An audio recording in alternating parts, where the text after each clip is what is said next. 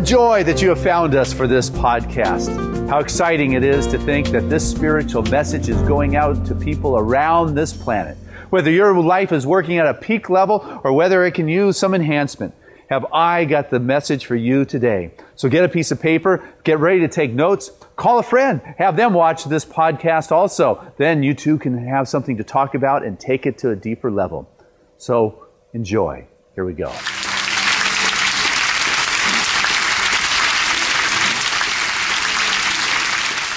Good morning, Seaside. Can you feel it? Can you feel the brand new day? And this morning's message is Earth Day, and I'll leave us feeling that brand new day. And I just want us to start with a good sense, with the Earth Day, because good things are going on upon this planet. We are becoming more connected than ever before. We're aware of what's going on with our brothers and sisters on the other side of the globe. Nasty behaviors can no longer be kept in the shadows. They're brought forth. We've got wonderful green initiatives that are out there. Our building codes are supporting green. Our Surfrider Foundation stop the building of the roads in Santa Onofre. There is so much good going on. And there's a Native American saying that says, treat the earth well. Your parents didn't give it to you. You have borrowed it from your children. You didn't inherit the earth from your ancestors. It has been loaned to you from your children. It's like, wow, I think about that. It's like, whoo, when I start thinking about Trevor looking up at me or down at me when I'm old and he's big and says, Dad, why didn't you do anything? Now, there's good things going on our planet. I just listed a few, but there's also, things that are going on. They are expanding exponentially, where our resources are not expanding that kind of way.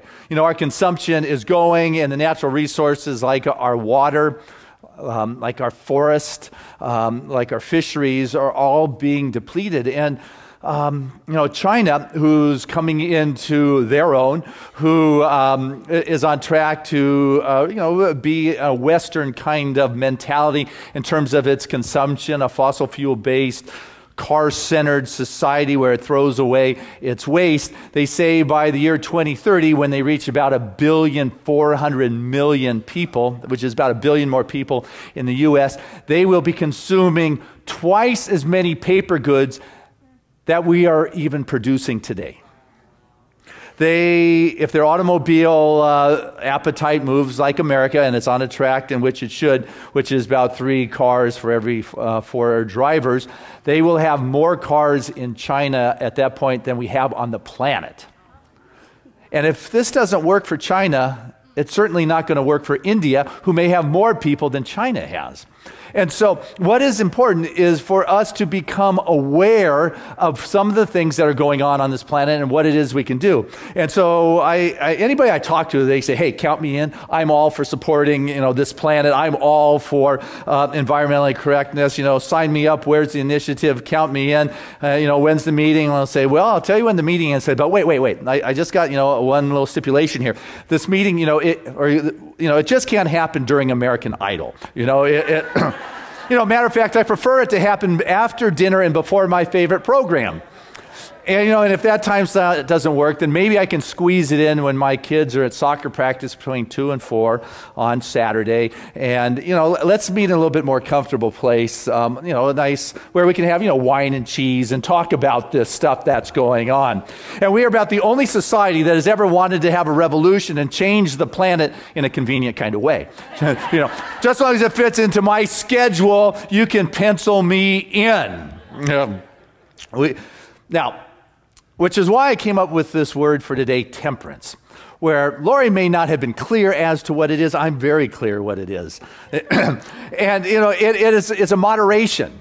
What I have come to realize within our society, for us to get radical in our approach, which may be what is necessary, but it's not really practical for us. If you want to go chain yourself to an old growth tree, then by all means, go chain yourself to an old growth tree and we'll pray for you and we'll cheer you on.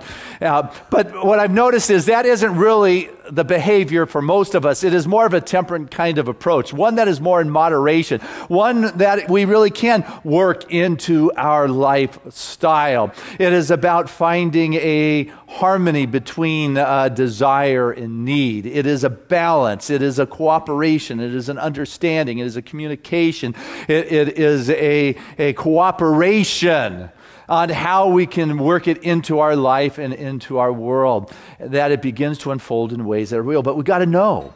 We've got to be aware of what is going on this beautiful planet of ours. And something Judge Thomas Troward said, and he was a wonderful influence on Ernest Holmes, and he was also a great artist. He loved to paint.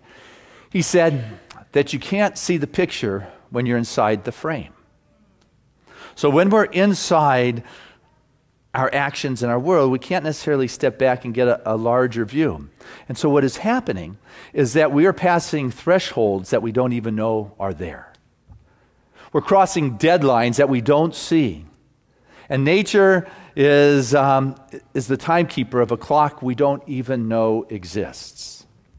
Our forests are shrinking and our deserts are expanding. Our freshwater tables are falling, if not disappearing, and our fisheries are collapsing in the ocean. Species are disappearing, and temperatures are escalating. And we can pretend this stuff isn't going on, but it is on our planet. And so there are things that we can do at home that can make a difference. There are things that we can do. You know, there's this kid. I don't know if you've read recently about Alec Koorz, Koorz. He's a 12-year-old. About 3-4 years ago, he heard Al Gore speak about his inconvenient truth. And so this little 12-year-old went up to Al, wrote him and said, "Hey, I want to speak for you." And he said, "Well, come back later, kid." Yeah, maybe not quite like that, but 12-year-old, that's pretty precocious. But that didn't stop him. So what Alex started to do is he started speaking. He started campaigning. He started the ball rolling. And if you read in the kids' National Geographic, they have a big article about Alec because all of a sudden he started making an impression. And Al Gore comes and said, "Hey, you know what, kid, maybe I was wrong. You can come speak." This kid recently has spoken to over 20,000 people in 100 different places. And now, and he's right from Ventura, California. Right now, he's taking on the federal government. He has a case in the courts saying, and he started this nonprofit called Kids versus Global Warming. He is suing the government as the top plaintiff in them taking away our children's future resources and not taking responsible for global warming. So some of you may have that kind of initiative. And what I've also noticed is there's other people that just like sit on the couch and scratch their heads and go, "Oh my goodness, this is so overwhelming. What am I going to do?" And so they decide to brush their already bare cat one more time. Maybe to go to the sock sale at Target, when they don't need any more socks, just because it is just so overwhelming as to what is it can I do here? But if you have the desire, you've got to take action. William Blake said, "To have desire and not to act is to breed pestilence."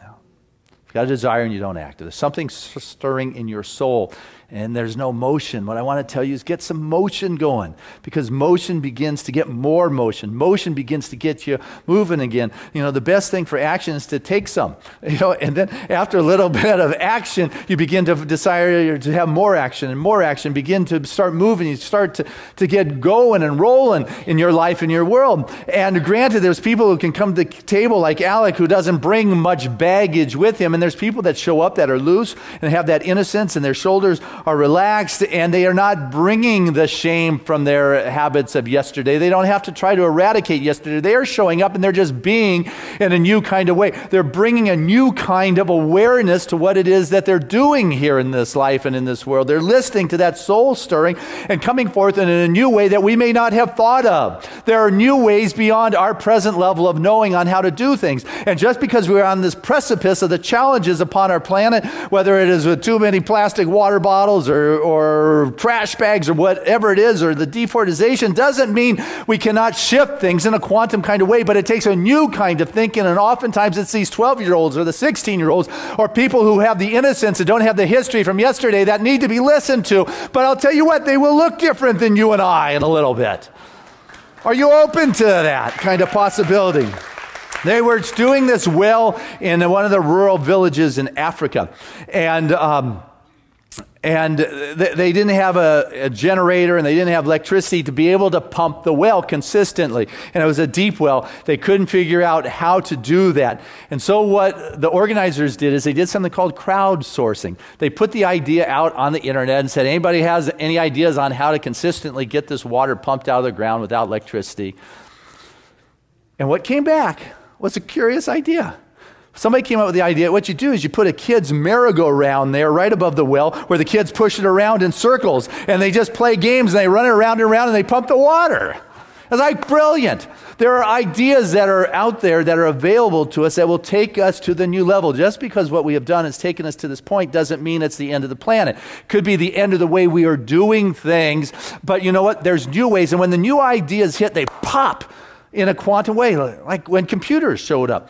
Who ever thought that the utilization of computers would have spread exponentially like it did, just zoom, faster than amping up for wartime speed? Or cell phones. You know, the beauty of cell phones, it jumped all the high corporate wiring from one town to another. It went into rural areas where people in rural areas are able to use cell phones because of their ability to tap in to something that was not dependent on the old way of doing things. What I want us to get on this brand new day, that there's brand new ways of doing things, and they may come from people or individuals that look different. But are you able to hear?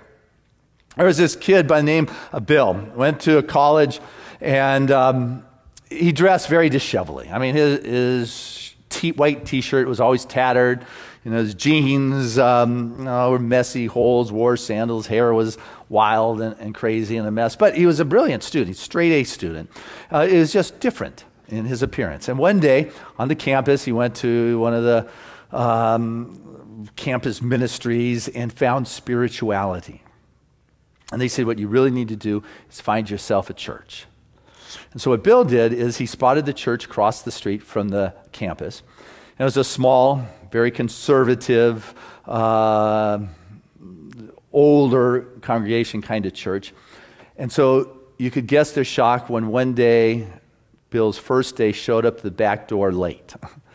And he stepped into a small sanctuary of everybody dressed in coats and ties, and he had his regular school attire on. You know, the tattered t-shirt and jeans and messy hair. And there was nowhere to sit. He walked right down the center aisle, past everybody. No seats there, no seats there. Unlike here, no seats there. And when he got to the front, there were no seats. He, not out of disrespect, he just figured it was like a college classroom. You know, he just sat down right in front of the lectern and was ready for the lecture.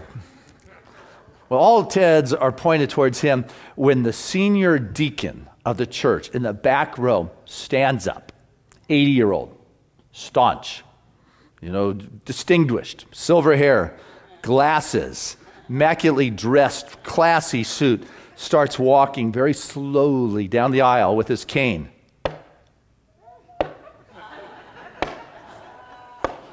All heads look, and they can't blame him because he comes from a different generation. They were sure what he was about to do was ask this young kid to find a seat or come back another time. And as he got to the front, he set his cane on the ground, and very slowly, to the best of his ability, he sat down right next to him.